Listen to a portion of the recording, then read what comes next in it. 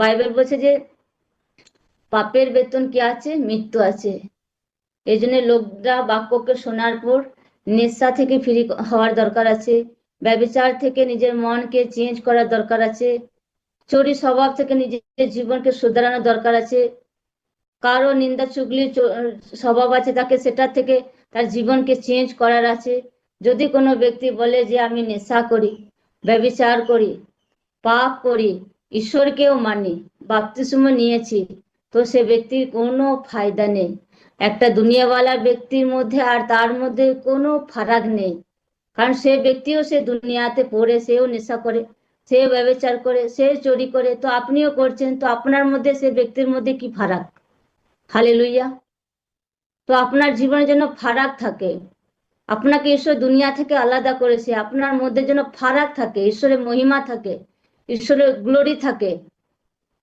যদি আপনি আপনার জীবনে মহিমা গ্লোরি ধরে রাখতে পারছেন না, মানে আপনার জীবনে বিশ্বাসের কমি আছে।